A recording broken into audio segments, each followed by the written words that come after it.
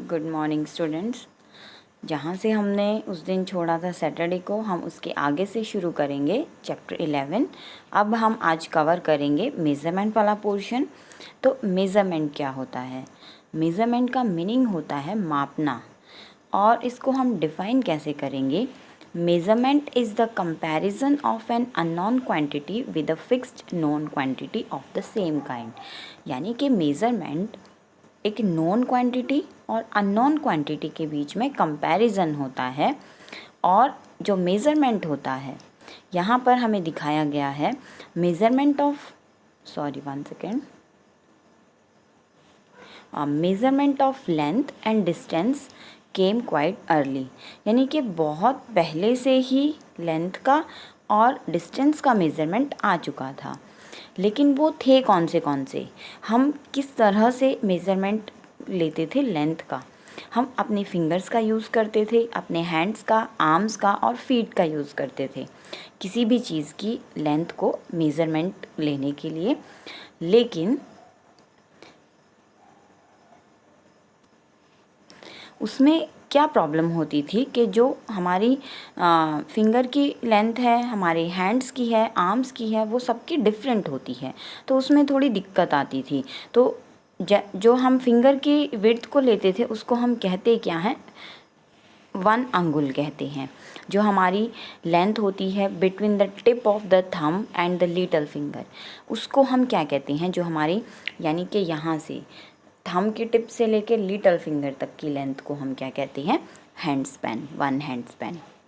उसके बाद जो है इसी तरह से जो हमारी एल्बो होती है, length between the tip of elbow की टिप से लेके मिडल फिंगर तक की जो लेंथ होती है उसको हम कहते हैं क्यूबिट। क्या कहते हैं उसको? हम क्यूबिट।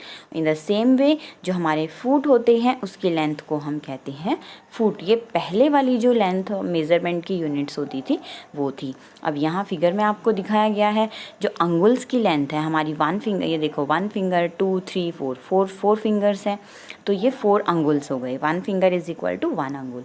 इसी तरह से यहाँ पर आपको दिखाया गया है थंब की टिप से लेकर जो लास्ट वाली लिटिल फिंगर है वहाँ तक का डिस्टेंस हमारा होता है हैंड स्पैन। अब ये एल्बो की टिप से लेकर जो हमारी मिडल फिंगर है वहाँ तक का होता है क्यूबिट, और जो ये हमारा फुट का लेंथ है वो हमारा यहाँ से लेकर यहाँ तक होता है। अब उसके बाद हम आगे देखते हैं need to fix units of measurement. जो ये मेज़रमेंट के यूनिट्स हैं इनको फिक्स करने की ज़रूरत क्यों पड़ी? आपको मैंने अभी थोड़ी देर पहले भी बताया था कि ये जो यूनिट्स होती हैं ये सबकी सेम नहीं होती। They do not give exact measurement. वो सही मेज़रमेंट नहीं देती हैं। Since the size of body parts varies from person to person. यानी कि सभी इंसानों का जो साइज़ होता है, फिंगर का साइज़ है, एल्बो से लेके यानी कि हैंड स्पैन का साइज़ है या क्यूबिट का साइज़ है, वो सबका डिफरेंट होता है। इसीलिए हम इसका यूज़ करके एग्जैक्ट मेज़रमेंट किसी भी चीज़ का नहीं ले सकते। इसीलिए साइंटिस्ट को किसकी ज़रूरत पड़ी? कॉमन फिक्स्ड क्वांटिटीज़ की ज़रूरत पड़ी। और ये कॉमन फिक्स्ड क्वांटिटीज़ को हम कहते हैं फिज़िकल क्वांटिटी। क्या कहते हैं इनको हम? Physical quantity.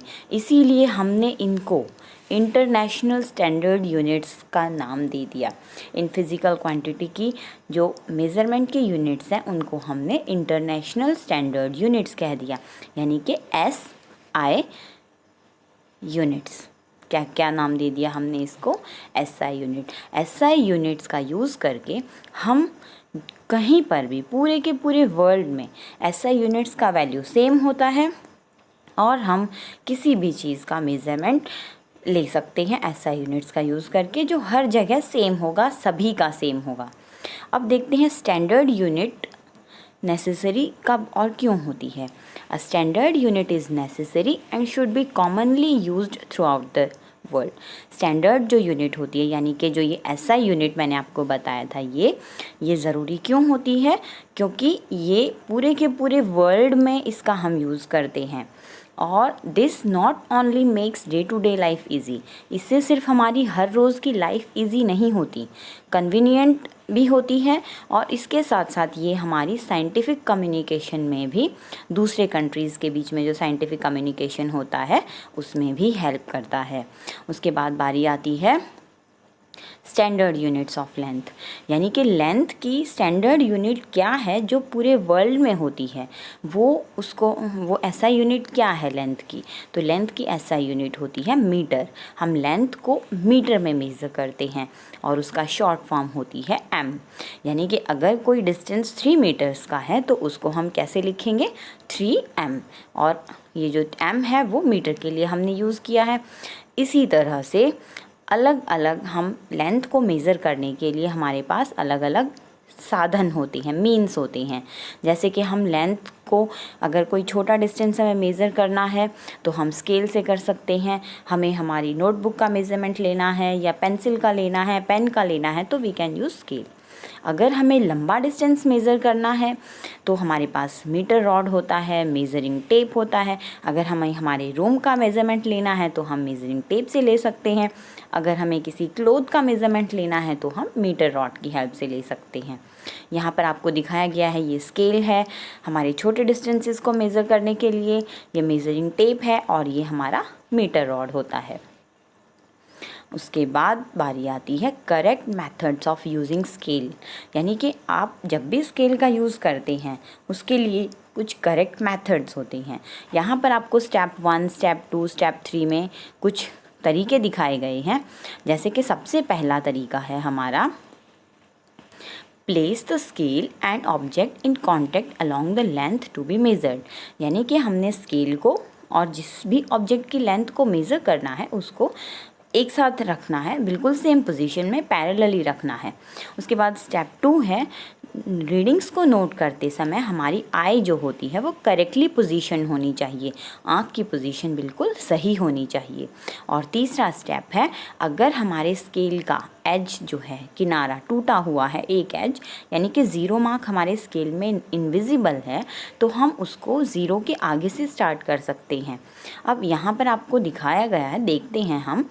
First of all जो है ए में है हमारा, हमें इस बॉक्स का मेज़रमेंट लेना है, तो हमने इस स्केल को बिल्कुल इस बॉक्स के एकदम अलोंग द साइड्स रखा है, बिल्कुल सेम पैरेलल पोजीशन में। अगर हम इस स्केल को, ये देखो यहाँ पर ये पीछे गैप छोड़ दिया है, अगर हम इस तरह से रखेंगे तो ये हमारा रॉन्ग मेथड हो जाएगा। तो हमें बिल्कुल उसके एकदम स्ट्रेट में पैरेलल में रखना है स्केल को। अब सेकंड देखो, साइड की बात थी, हमें देखना कहाँ से है। अगर हम रीडिंग इस वाली पोजीशन से लेंगे, यहाँ तक है हमारा, अगर इस वाली पोजीशन से लेंगे तो रॉन्ग होगा, यहाँ से लेंगे तो भी हमारी रीडिंग्स रॉन्ग आएगी। इसीलिए हमें जहाँ तक का डिस्टेंस है वहाँ पर हमारी आँख से उसको देखना है। एंड थर्ड वन इज़ कि हमें अगर हमारा स्केल टूटा हुआ है तो हम कैसे किसी भी चीज़ का मेज़रमेंट ले सकते हैं। अब यहाँ हमारे स्केल में 0 मार्क नहीं है, तो हम इसकी रीडिंग 1 से भी ले सकते हैं, 2 से भी ले सकते हैं, 3 से भी, हमारी चॉइस है। यहाँ पर इसने 2 से लिया है, हमारा डिस्टेंस 4 सेंटीमीटर तक है, तो हम कैसे फाइंड आउट कर सकते हैं, 4 में से हम 2 जो सेंटीमीटर है, यानी कि 4 सेंटीमीटर में से 2 सेंटीमीटर हम माइनस कर सकते हैं, तो हमारा आंसर आएगा 2 सेंटीमीटर। तो ये हमारी लेंथ हो जाएगी इस बॉक्स की।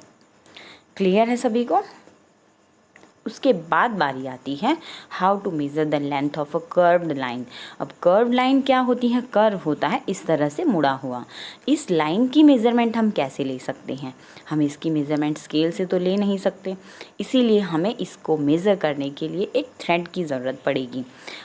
सपोज़ हमने यहाँ पर एक थ्रेड लिया, उस थ्रेड के एक एंड पर हमने नोट बांध दी, गांठ बांध दी, तो हम मान लो ये हमारी लाइन है, ये जो दिखाया गया है ये हमारी लाइन है।